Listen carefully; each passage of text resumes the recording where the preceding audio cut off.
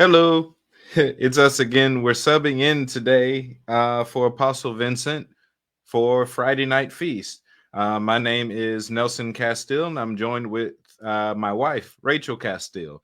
Today, we're Hey, going to be everybody. covering some of the revelations related to Passover.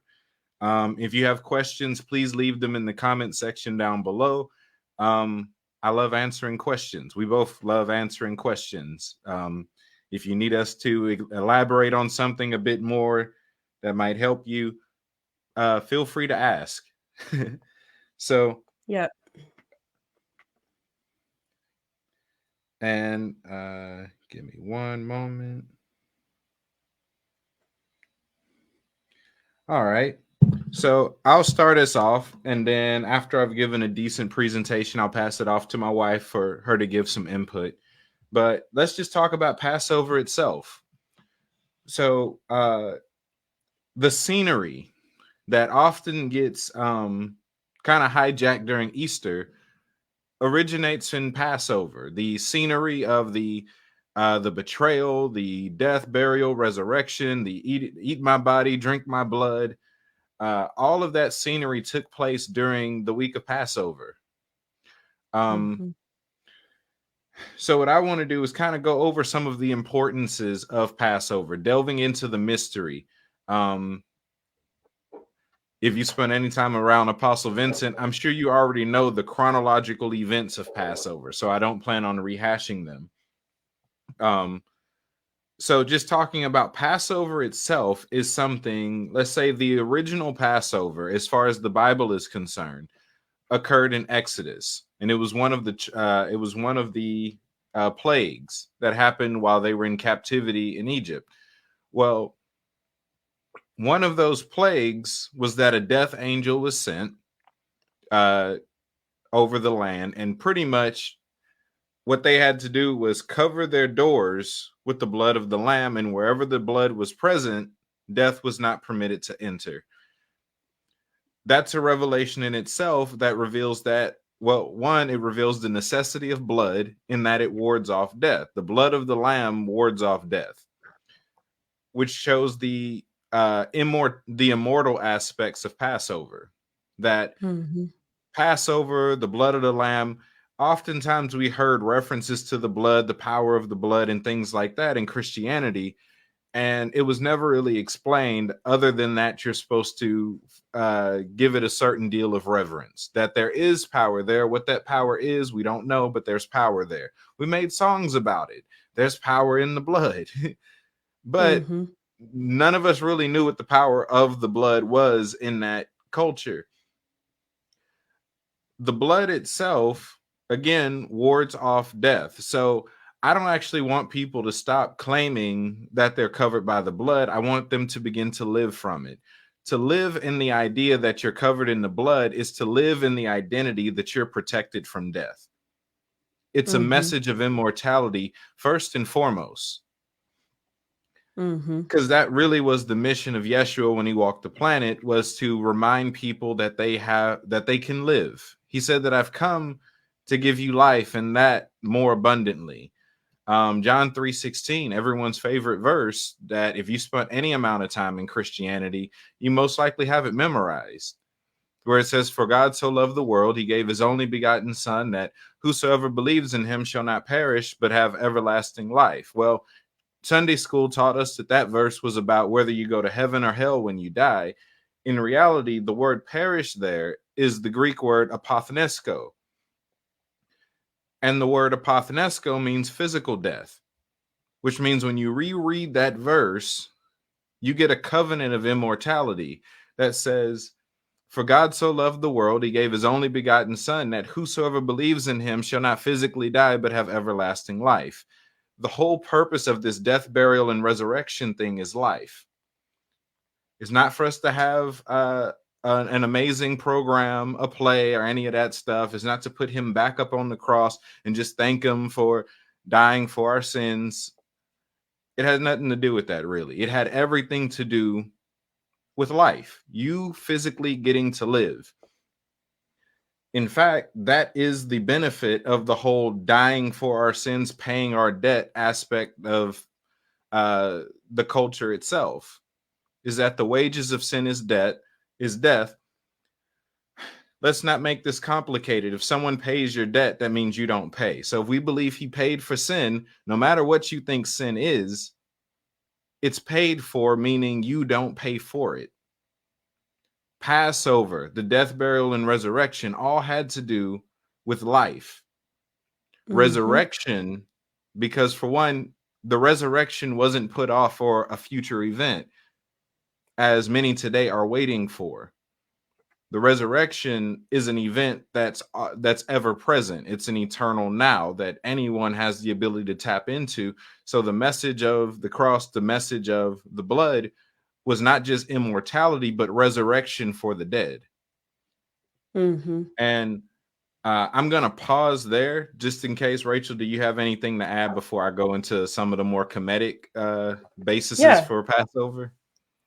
So I just think about like Passover being freedom from fear too. Like how that plays out in our life is we're not, like, if you think of the fear of death, the fear of anything that has power over you, like we're now taken out of that position, that now we have dominion over the things that conquered us or oppressed us before. So it's a pathway, a door to freedom, and breaking off everything that's not life, that's not our inheritance, that's not hopefulness, like for the future, hopefulness in just who God made us to be.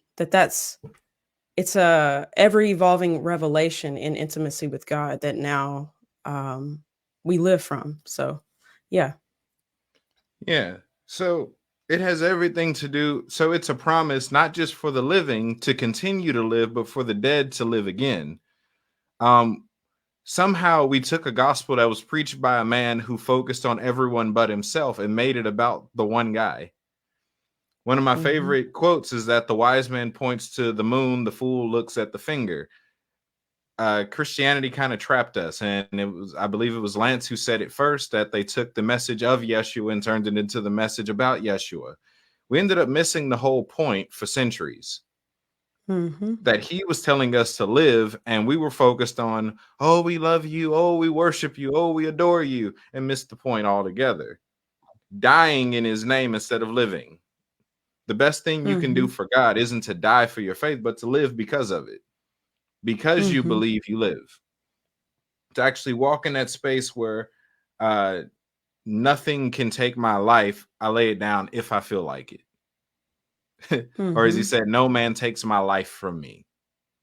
Where you reach this inability to be assassinated. That's what you experience when you read through, if we're using the Bible, when you read through the Bible, you see people who couldn't die regardless of what happened to them. Paul got stoned. He got thrown into the Roman Colosseum a few times, and he died when he felt like it. And it even comes to one of my favorite verses from the Tao Te Ching. It's verse 50, which says, there is 1 out of 10, they say, so sure of life that tigers and wild bulls keep clear. Weapons turn from him on the battlefield. Rhinoceroses have no place to horn him. Tigers find no place for claws, and soldiers have no place to thrust their blades. Why is this so? Because he dwells in that place where death cannot enter. That's Passover. That's the blood. To be hidden in this space, in this place, to be in the secret place where death cannot enter, where death is not permitted to touch you. That's actually what we're called not to just tap into, but the place where we're all called to live. And let's dive a bit into some of the comedic aspects. Now, again, this is a cult. This is a practice that continued, even getting down into the bread and the wine. The Feast of Passover originates as a comedic festival for Asar, who the Greeks called Osiris, who really is pretty much the same thing as Yeshua, just from an older culture. And pretty much they would have a festival each year where they believe that, so part of the story goes that Asar was chopped up and killed by his brother.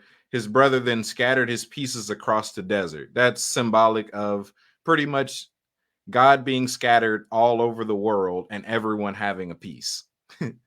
So what they would do in their community is they would all fellowship and have a mass fellowship, and they would pretty much they would bake bread. I've heard some say that it was pretty much just cornbread. Uh, and they would bake the bread in the shape of a sar. They would use a mold in the shape of a sar.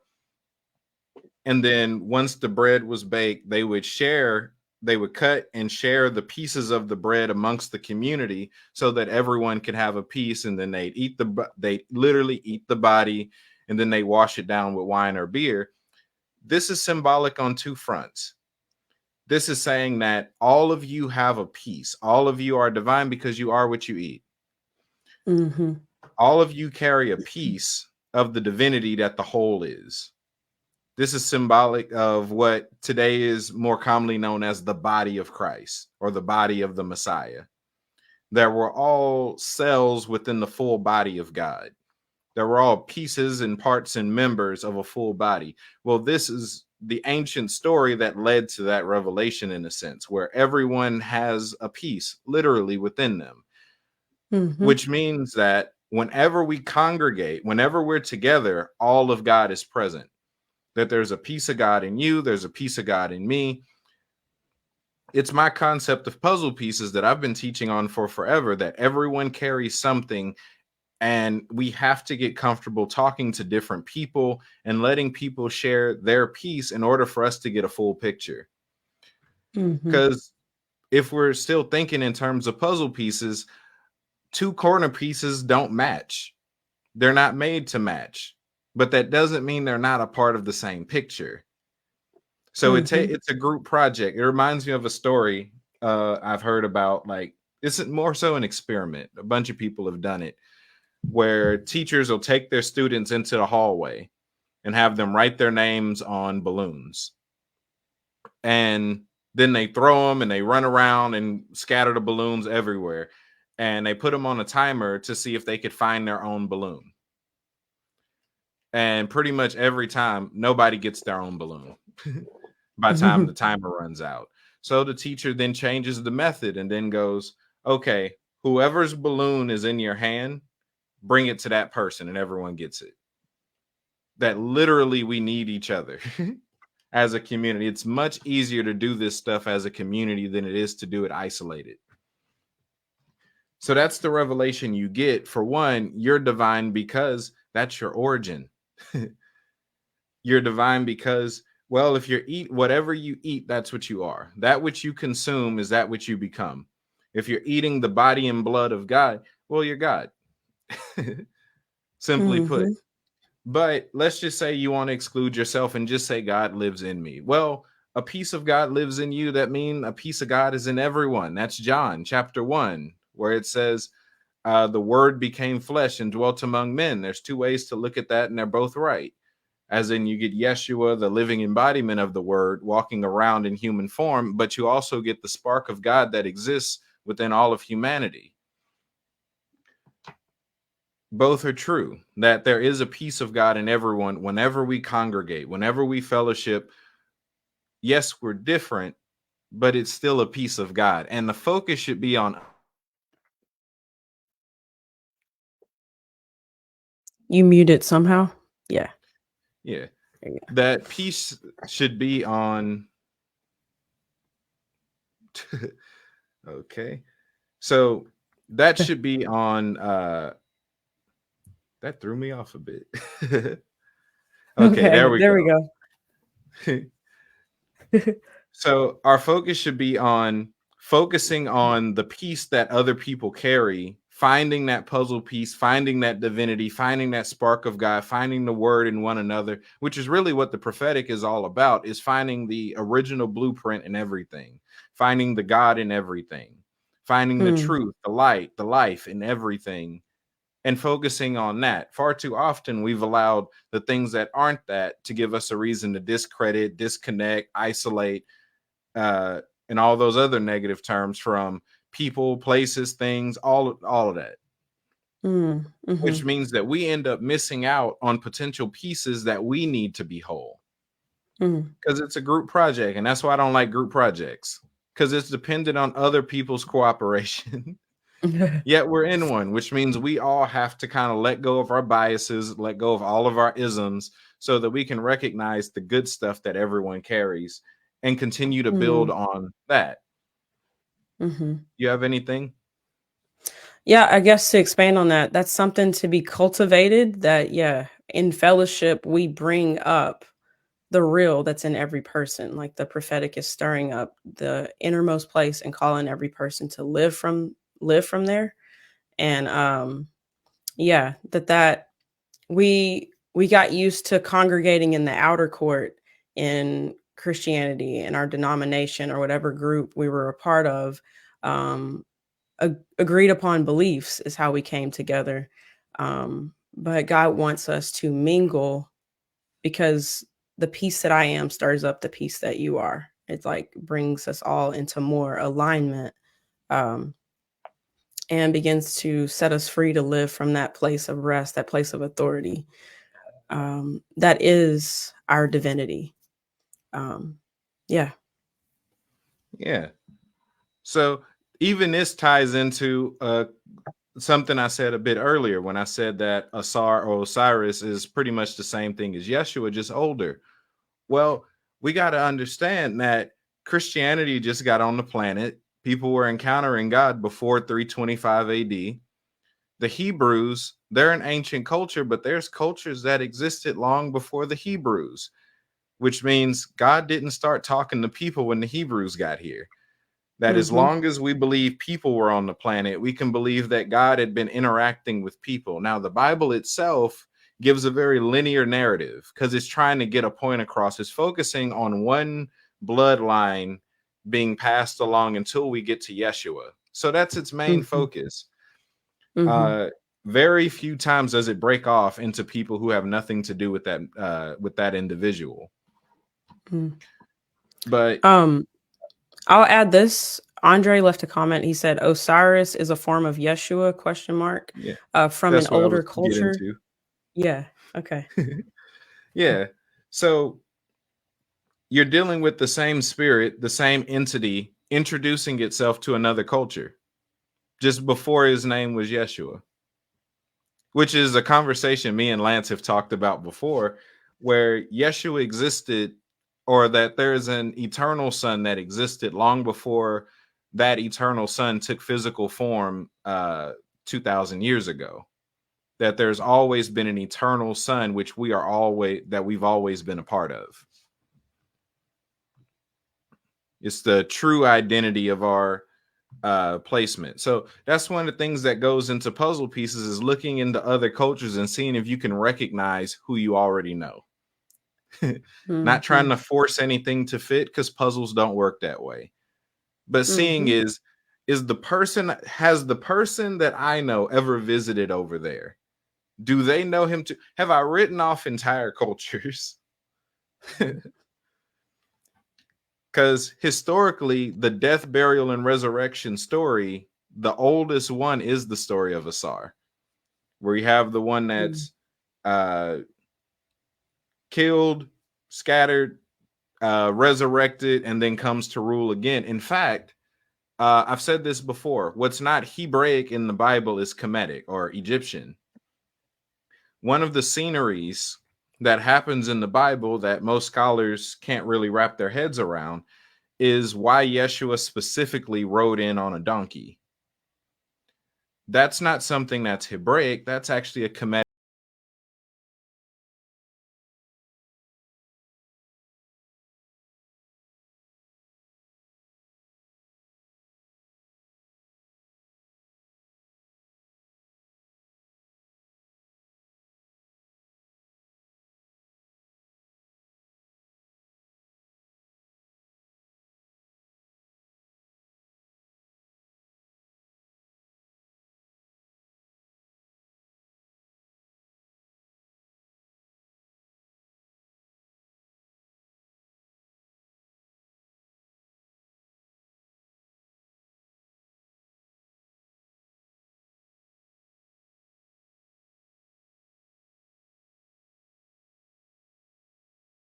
commandments, though. Please keep those coming. Yeah. So in that same flow of fellowship, I wanted to talk about something, and Rachel will have a lot to add in here, just as it pertains to personalities. But did you know that regular fellowship will actually keep you alive forever?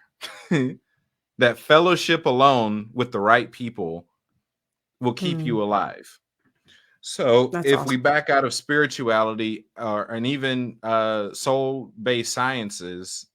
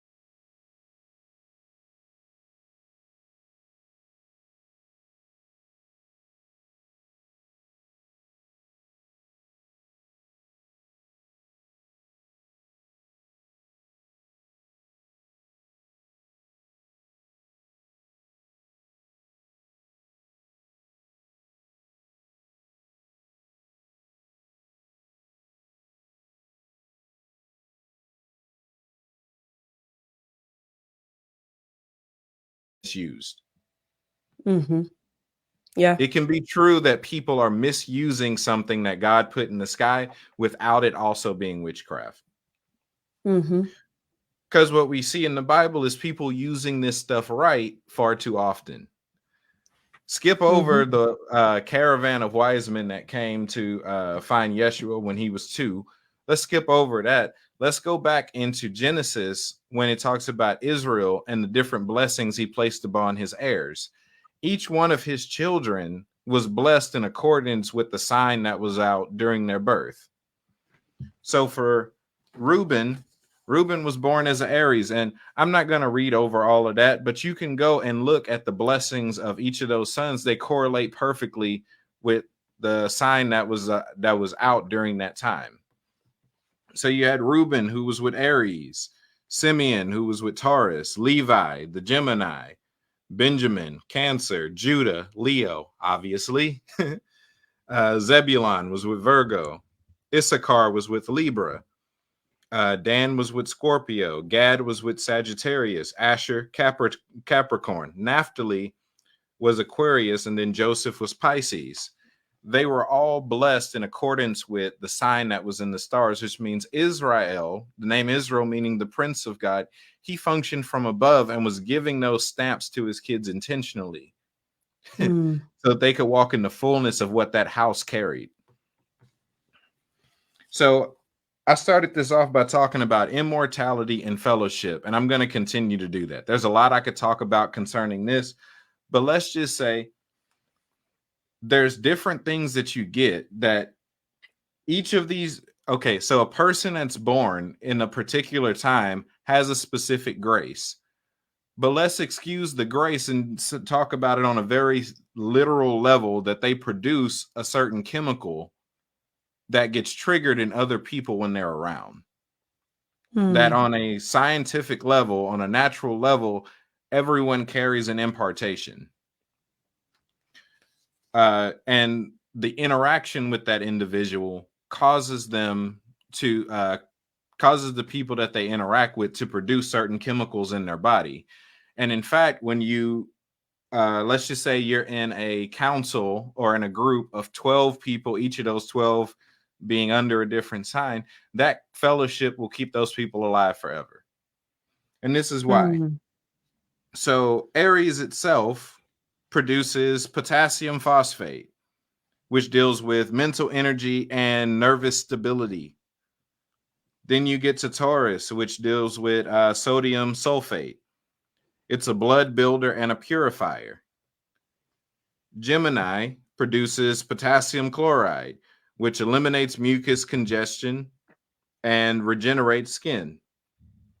Cancer is calcium fluoride. It builds bones and teeth, keeps skin and vessels elastic.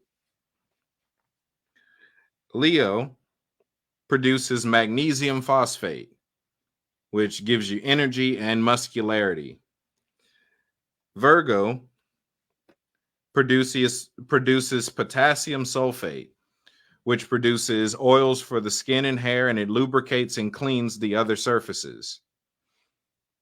Libra produces sodium phosphate, which soothes pain, overworked hearts, and balances the body systems.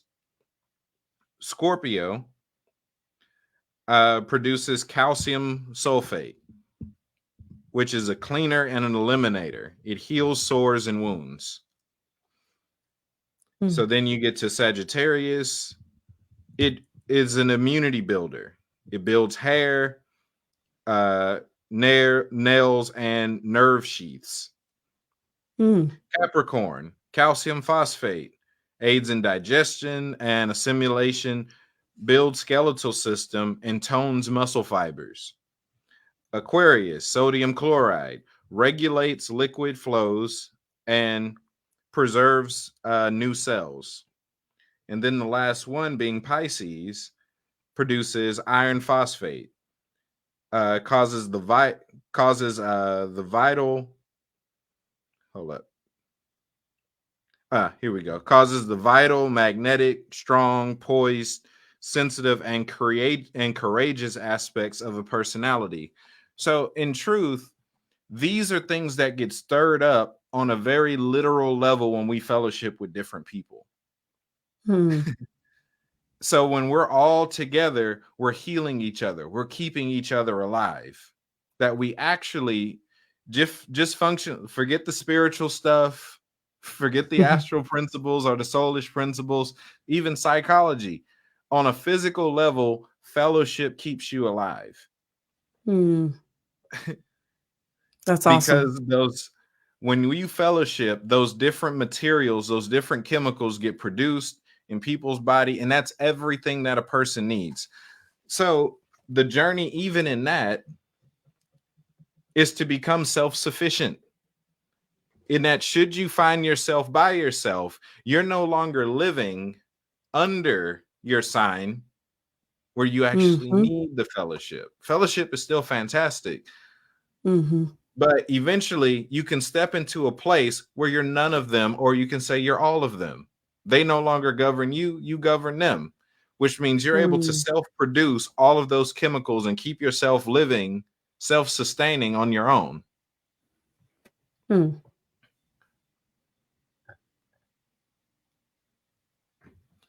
That's a good question. How did the zodiac signs end up called witchcraft if fathers allows it?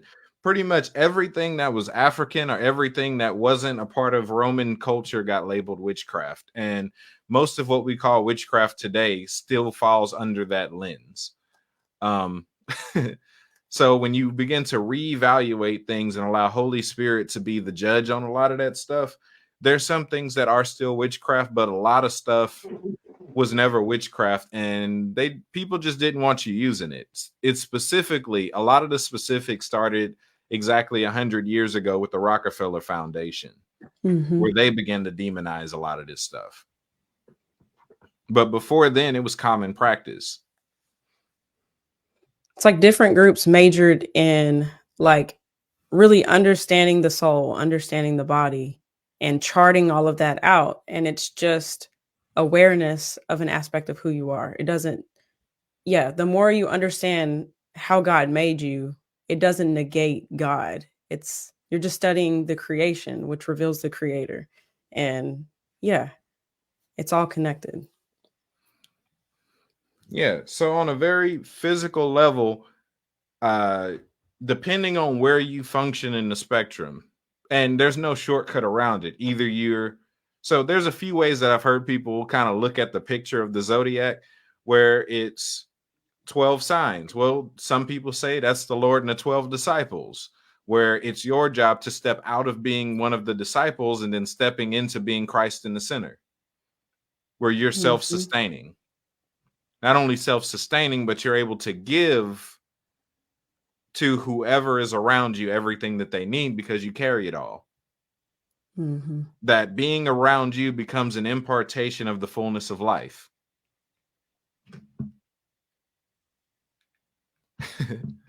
That just being in your presence is able to get other people to produce all those different chemicals in themselves. It begins to replicate. It's contagious. That if I'm able to produce everything within myself, I come around you, you begin to produce everything in yourself. You step into the identity where, hey, I'm not just that which I was born under. That's fine and all, but I actually have access to the rest and they work for me and I can self-sustain myself so that I can continue to give life and give life. This is a science of life. It's the benefit of fellowship and it's the science of life.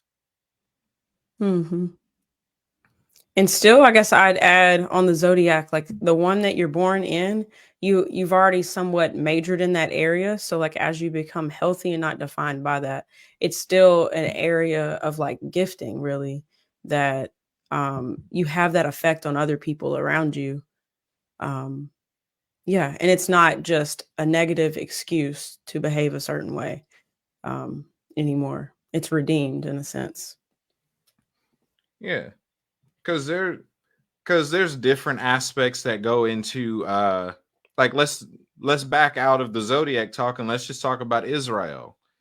Israel pretty much scattered himself amongst his sons, where each of them, like he started off as a complete son and then somewhat dispersed himself amongst 12. So even when viewing the sons of Israel, you get a picture from each of them what different areas of sonship look like. And it's not until you learn how to walk in all of them, all of those manifestations, all of those giftings, all of those dimensions, that you walk in full sonship on that level. Where I guess I could cover some of that. So let's see. So just for example, Levi has the ability to fellowship. In fact, when the kingdom split into two, Israel and Judah, Levi had territory in both. Before they even split, and before they were even one kingdom, and they were just different territories, Levi had a territory within each of their camps, within each of their territories. Levi was a connecting point. That's why he was the priest. Priests build relational connection. They're the glue that keeps the family together. And that's an aspect you get from Levi. Well, but the thing is, with each of these, they had pros and cons. They had good things and bad things about them.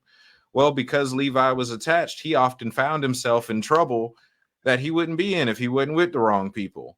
So through Levi, you understand healthy connection and the need to detach, and can often fall victim if you're living purely off of that, because you're attaching to people just because, let's just say you struggle to go places on your own, so you're always hitching a ride. It's pretty much what Levi is going through.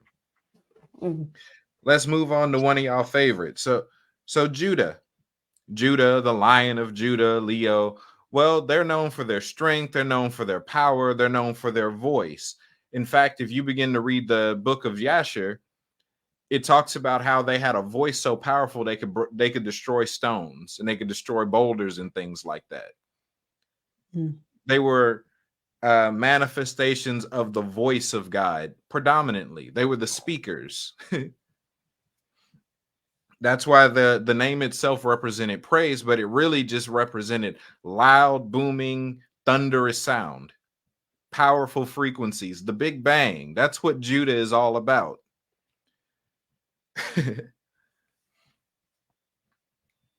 Let's see. Issachar. Issachar is another favorite. He's known for his ability to see. I don't have my chart that have all the pros and cons on them, so I can't pull all of that off. So I'm going off the ones I can't remember right now.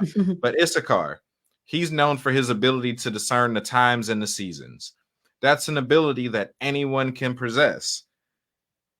But let's just say people who are born under Libras are a bit easier to walk in that manifestation.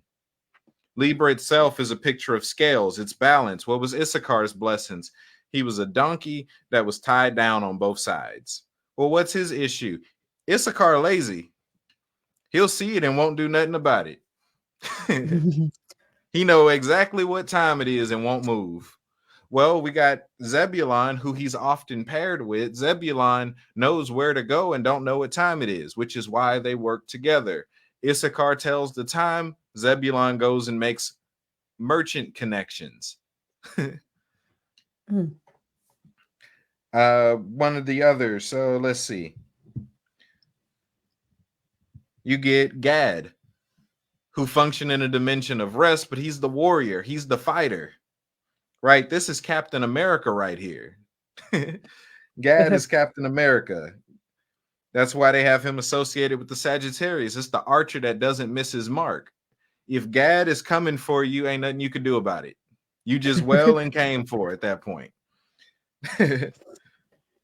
Well, those were some of his benefits. Well, what was his issue? He had anger problems. So Gad's anger problems, that it was actually Gad that convinced the other brothers to get rid of Joseph. He the one that started. He got pissed off and said, let's get rid of him. It doesn't take away from the fact that he's a great warrior, but it was his plot. He got upset about it. That's my starting place. Yeah. But his benefit is victory. For the most part, if it's a fight going on, Gad gonna win. The only person that could kind of stand up to Gad is Dan or Benjamin. Benjamin is blessed with success. And that's a dangerous thing to be blessed with, which means whatever he tries to do, he's going to be good at it.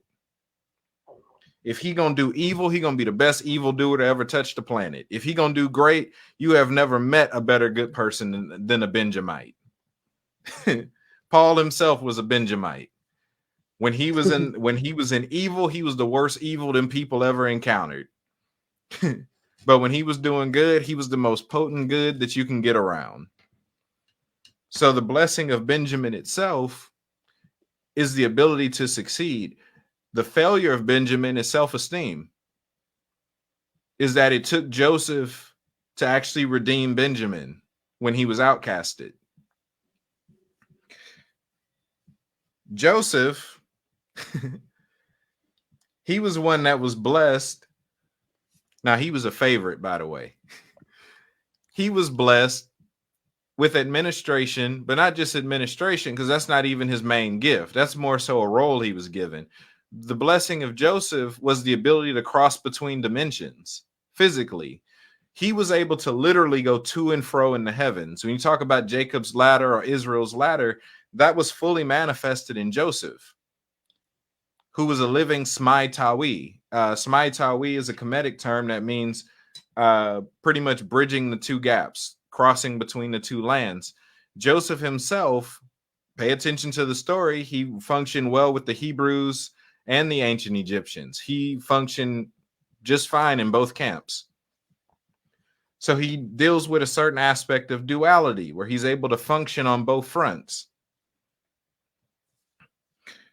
Naphtali was blessed with the blessing of Aquarius. This is the time period we're in right now. We're in the age of Aquarius. It started in 2012,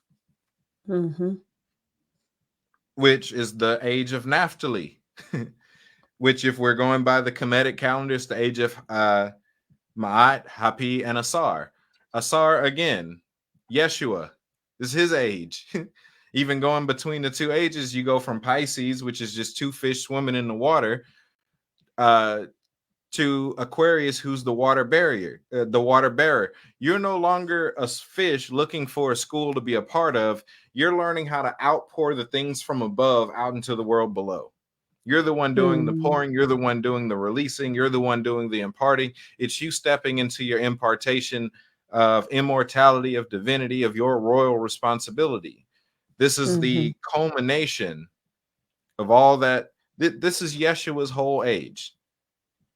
2,000 plus years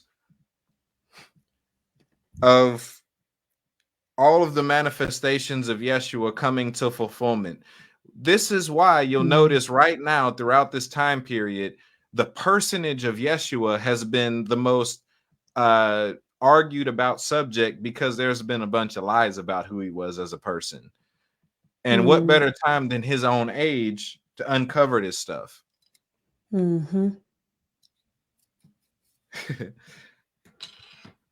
So there's now, Naphtali was one of my favorites. I've always considered him to be one who was blessed specifically by the Spirit of the Lord as a kid, where you can kind of look at him. Don't get freaked out by this, but I kind of see him as like an avatar of the Spirit of the Lord.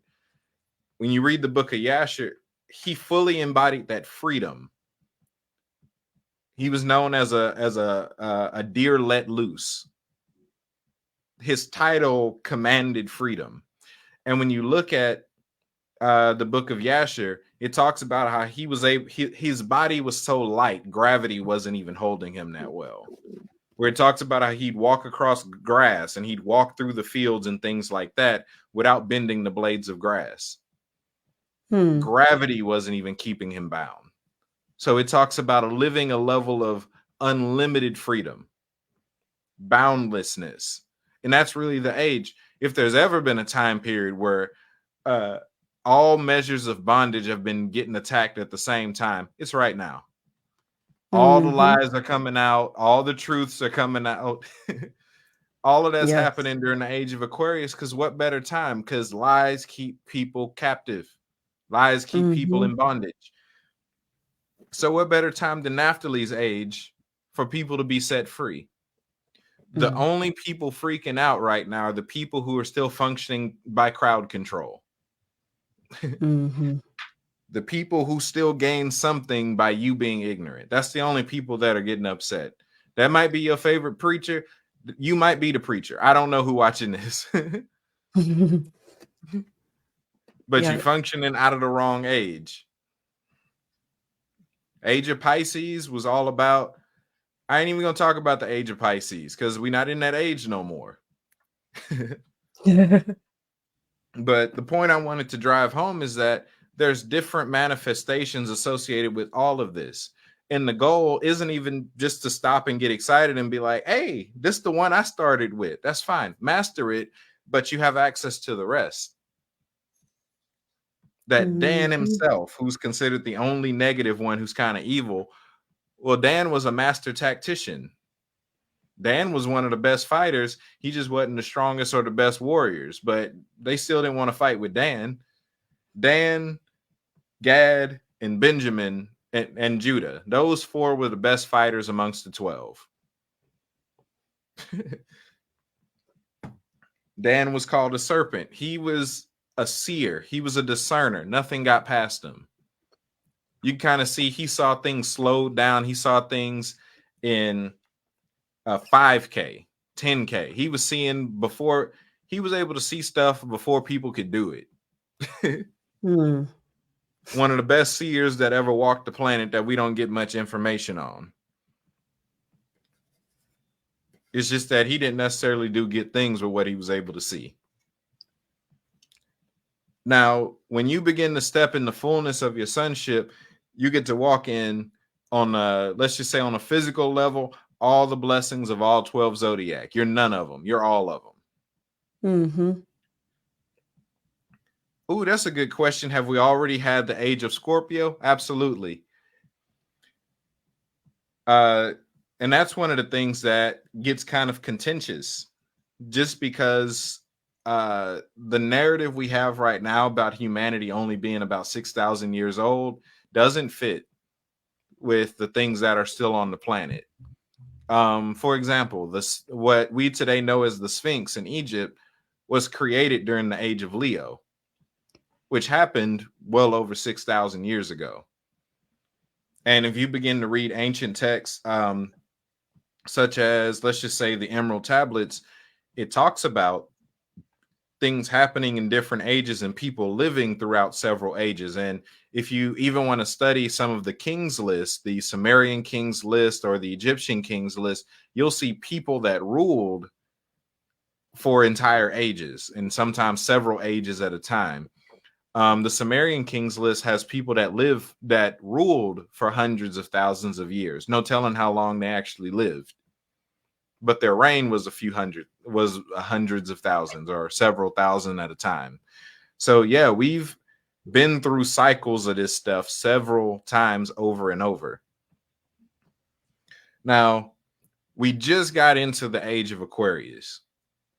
The age after that is Capricorn, which I don't want to share too much. I only have so much time to explain myself, but let's just say that's the age of fullness, where you go from the age of battling factions to the age of a massive outpouring of immortality and royalty and divinity to an age of fullness. Now, the benefit is that because of the death, burial, and resurrection, Scorpio isn't actually a part of our time period anymore. When you step into that Christhood, when you step into your messiahship, Scorpio is actually no longer a part of your time clock.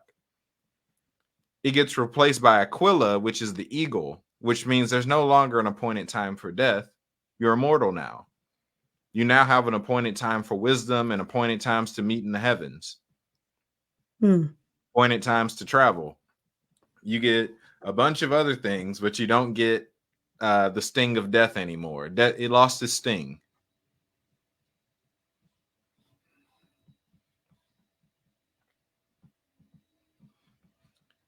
Let's see. Rachel, you had anything you wanted to add? So I don't really process much of this from the angle of like the zodiac or knowledge of all of that, but just like in daily life, like just stepping into life and out of death, like practically, I'm just seeing a lot breaking off of me, like God training me to live from dominion, to live from a place of rest. And I experience it like other things being evicted out of me constantly. It's like this refining process that I've been in. And yeah, that God is breaking off all the bondage, all the mindsets, things that have been rooted in my heart like my whole life, being like healed. And yeah, it's like this refining process I've been going through that I then realize I'm not as confined to the patterns. Like, as you're saying, like, I guess as a Sagittarius, it would be all the things that you could read about a Sagittarius. And I'm like, yes, I absolutely lived all of that. That's that is the lens I look through. That's how I see life. But seeing like the grip of that lose its hold on me, that it's like, yes, I usually would feel that way. But like I have more patience, or like I can choose to not live from that consciousness. Um, so yeah, um, that's something God has been like training me up in, and then also for me to guide other people just um in that same path of freedom that I'm walking and have walked with Holy Spirit. And I guess the effect of that has felt like just liberating but restful, the best way to describe it. Like God training me um to like rest out of the old and let whatever needs to come out come out. Um and yeah, I'm just noticing more light, like just the reality of what we are and being born again. What back to Passover, the blood covering us, like what did that allow us to live from now? So it's breaking all the old patterns when we choose to live in the identity of who God created us to be in Him, like in the revelation of being one with God.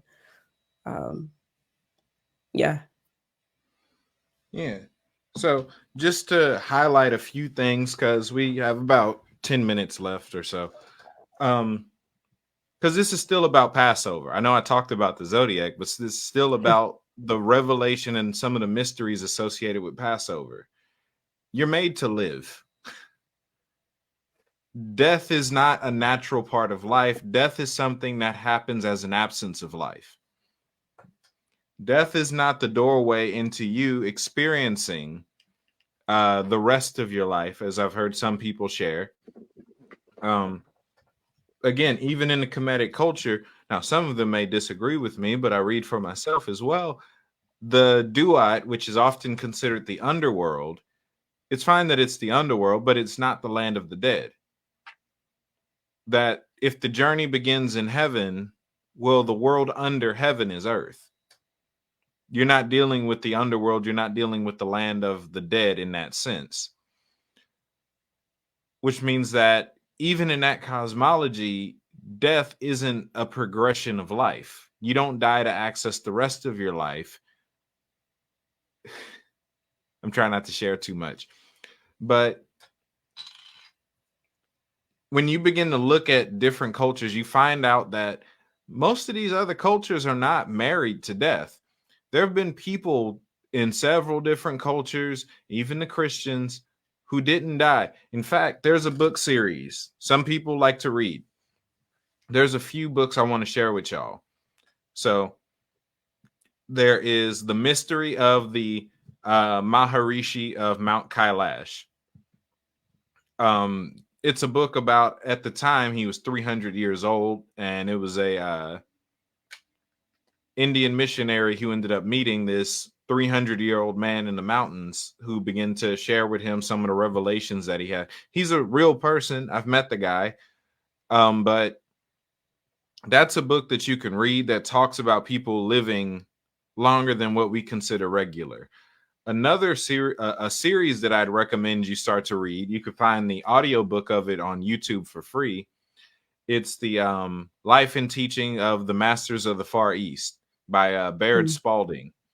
One of my favorite parts of that book, I actually share two, but one of them, it talks about how the family that he's following, pretty much the story is pretty much a series of journalings from a guy that's pretty much being taken on a tour through the Tibet area by some kingdom people that just live in Tibet, and they're sharing truths of the kingdom and bringing them into different experiences the whole time. And one of the things that they share is that pretty much all of them are several hundred years old, and their family dates back to the time of Yeshua and John the Baptist. And they actually knew John the Baptist. And there's like one of the things they said is that if he would have stayed with us, he'd still be alive. But thing that inspired me about that part is that no one in their family died, When they got tired of being on earth and when they'd fulfilled everything they needed to, they just physically move their body into heaven and visit when they felt like it. One of my other favorite parts of that book, because I've only read the first one, there's like 6 or 8 in the series, is when it talked about they brought them to this temple. And the temple, the way it was constructed, they only said good things and positive things in the temple for so long that the temple pretty much took on that frequency itself, and people were healed just by coming into the building. And the building itself did all the work. I got inspired instantly because we're temples. So if we simply change the frequency we vibrate at, we could get a lot done just by being around. Mm-hmm. That whatever ailment you have in your body or think you have in your body can be overcome by choosing to be different. People ask the question, how do I change my frequency? A quote that I've borrowed is that what you do frequently becomes your frequency. You change your habits, you'll change your frequency, and that'll change your life.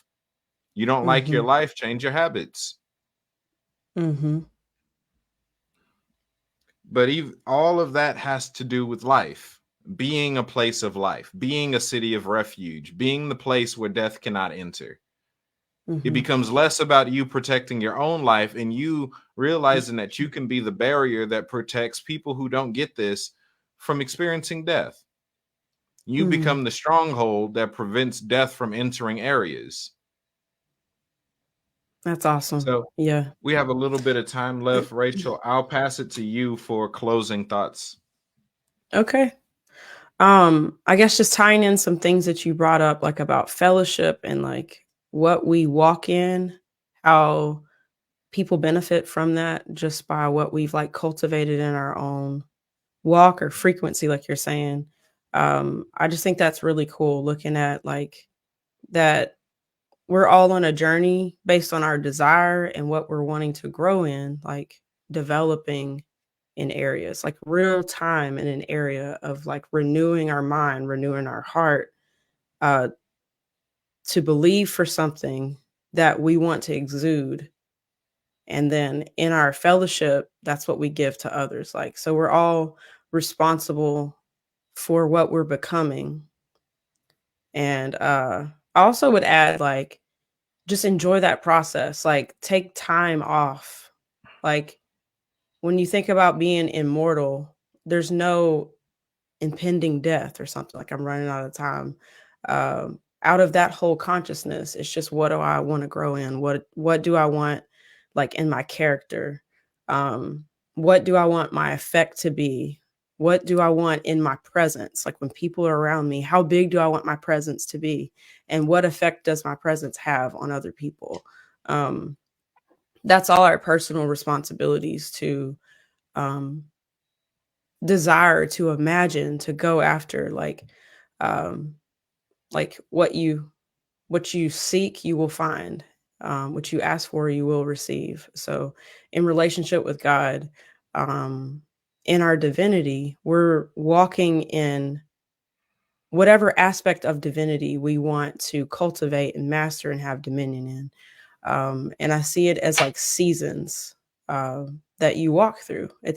I've experienced it as Holy Spirit, like laying out the path before me to get that kind of growth, like God being a coach to me. Like, okay, you want upper body strength? Well, this is the program for you. And I need you to show up on these days and do these things. I need you to talk to these people, and you'll feel the flow of the Spirit lead you into all those things. And then you can either show up for it or you can miss. And that's that working with God and the discipline of obedience. But it's staying true to what you said to God that you actually want. So it's like to walk in your higher calling, you're walking away from the habits, the lifestyles, the routines that you lived before, dictated by your own will in a sense. And yeah, as you're seeking the will of God, you begin to get vision of what that is. And then as your will comes in alignment with it, it's not like a a strain that like I want to do this, but God wants me to do this. It's like the more you see what God wants and the more you align with it really in your heart, like that actual surrender to the timing, to the flow, you begin to walk in the flow of the Spirit, and you see how maybe more efficient, I could say, that God actually is. Like God plans a better path than me, than my old instincts, basically.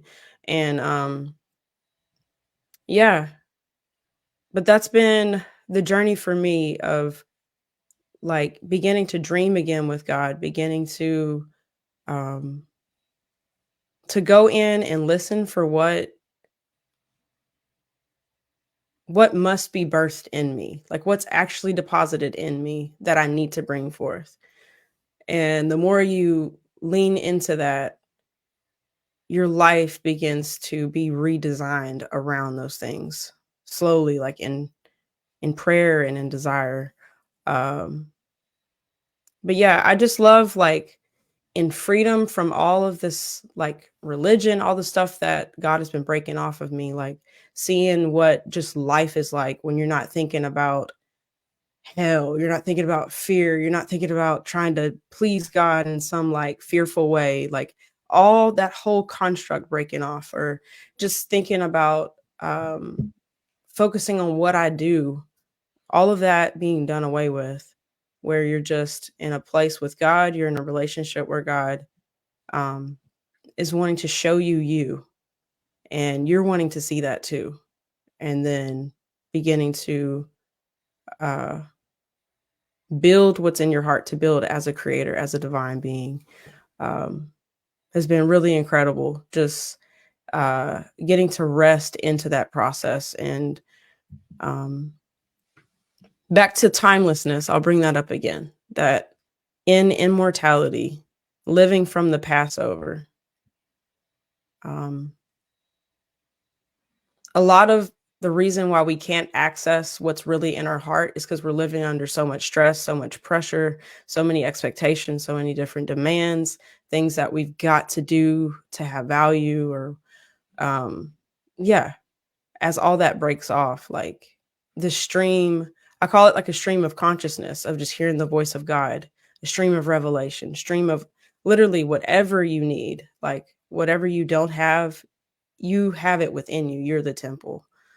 um yeah, just realizing that all of the seven spirits, the like whatever enabling grace you need, you have access to it. And then just walking, getting in the stream of that, that is just where you live. It's not a place you visit. It's just the place in which you exist and were born to live from. And um yeah, so that's kind of where I've been and what God's been teaching me. Yeah. All right. So we're pretty much wrapping up. We did an hour. Tell them where they could find your stuff and connect with you. Okay. Easiest way to find my stuff is rachelcastille.com. That has all my different links.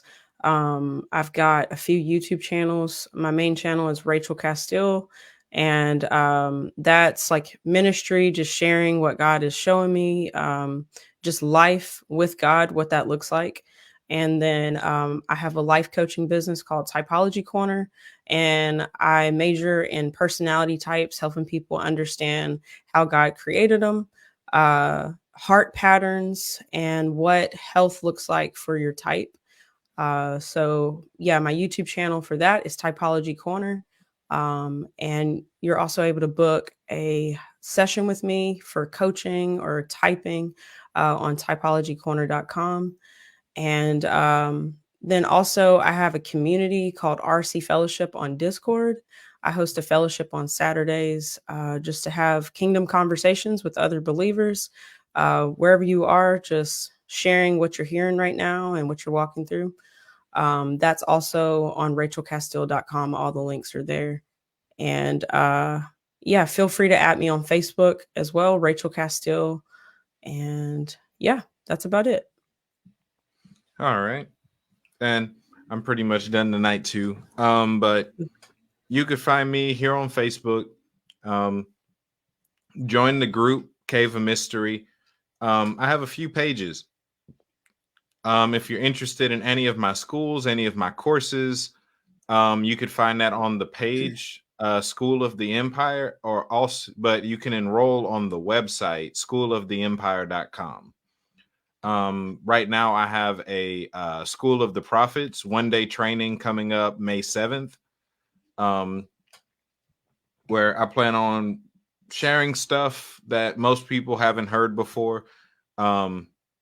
Like most people who got into the prophetic or are prophetic, I started out trying to read through the different books, and then I found out a lot of them people was just copying John Eckhart. So I promise I'm not gonna do that to you.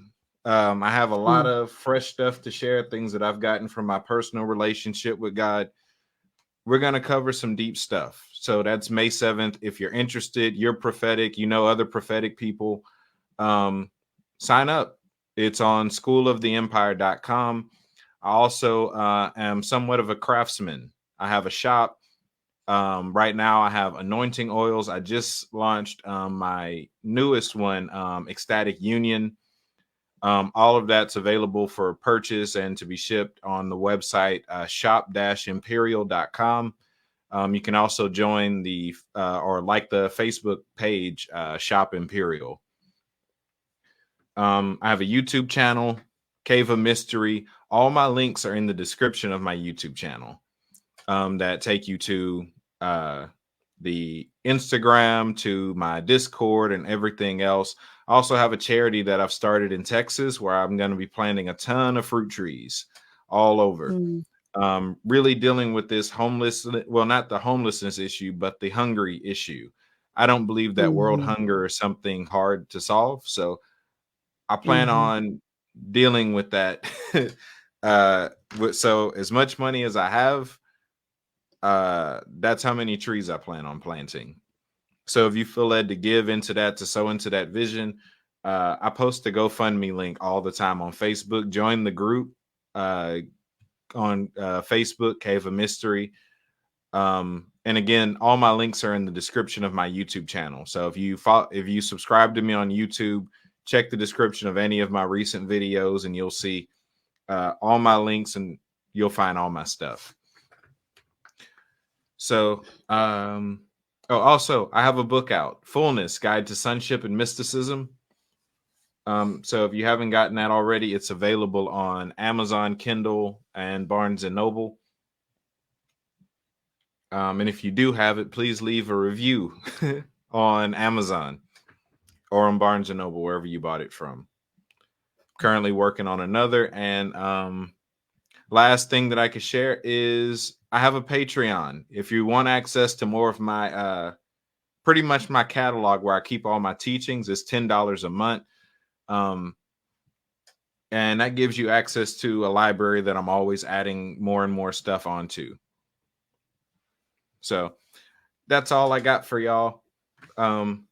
So this has been great, subbing in for Apostle Vincent here today. Yeah, y'all be blessed. Yeah. Until next This was time. awesome. Bless y'all. I was like, oh my God, what is this? Yeah. I'm just straight up Texas. But see, I was already used to New York. So when I came to actually went from New York to Seattle.